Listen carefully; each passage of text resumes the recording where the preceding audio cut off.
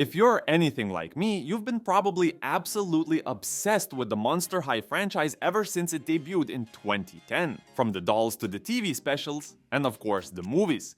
There's no denying the huge impact this franchise has had on us. The fans, both young and old. Monster High's core message has always been about embracing what makes you different, and that's something we can all relate to. Now, it is time to continue this theme with a highly expected third movie that will change everything about the franchise. First off, let's talk about how Monster High has become such an iconic brand.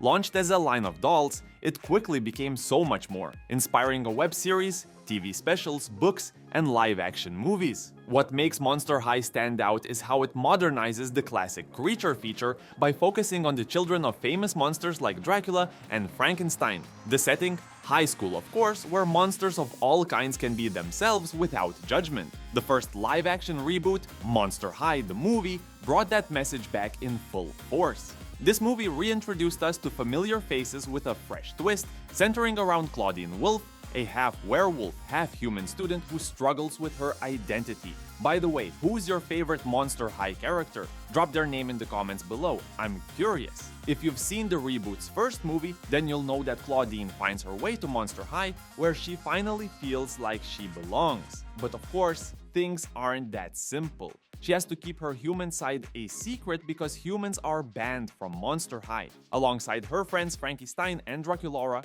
Claudine faces the villainous headmistress Bloodgood, who is determined to root out any human students. The movie is filled with drama, friendship, and of course the central theme of self-acceptance. But Claudine's struggle is far from over. In Monster High 2, things get even more intense. Claudine's dual identity comes into sharper focus as new characters like the mischievous Torale Stripe are introduced. Meanwhile, a new villain emerges, threatening to expose Claudine's secret and put the entire school in danger. This sequel not only deepens Claudine's internal conflict, but also further strengthens the bond between her and her friends. Who doesn't love seeing Frankie, Draculaura, and Claudine kick some serious butt together? Now here's where things get even more exciting. We all know Monster High is famous for its fabulous twists and turns, so what do we think is going to happen in the third installment? So let's talk a bit about Monster High 3, the movie that all of you guys are dying to learn about. Based on where we left off, it is expected that even more exploration of Claudine's identity as both human and monster. It seems like the third movie will dive deeper into Monster High's history. Remember those hints from the second movie about the school's secrets? I wouldn't be surprised if Monster High 3 takes us on a journey to uncover more about how the school was founded and possibly introduce new magical elements to the storyline. Also, can we talk about how Claudine being half-human has been such a central theme in these movies? I think this will play an even bigger role in the next film. Maybe we'll see Claudine taking on a leadership role at Monster High, acting as a bridge between the human and monster worlds. What do you think? Will Claudine's human side cause conflict, or will she be able to bring peace between the two worlds? Let me know your predictions in the comments. Now, I know a lot of us are wondering, where is Monster High 3? When will it be out? Normally these movies are released around Halloween, and with the second movie having come out last year, it's about time for the next one, right? Well, there's been some speculation that the third movie is either delayed or even cancelled. Rumor has it that we might not see it until 2025,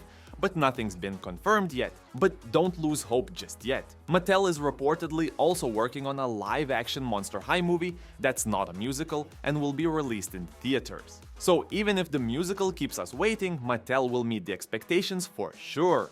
This could even be the reason for the delay in the third live-action musical. Honestly, I'm here for either. But what do you think? Should Monster High continue as a musical, or are you excited for a theatrical release? Drop your thoughts below.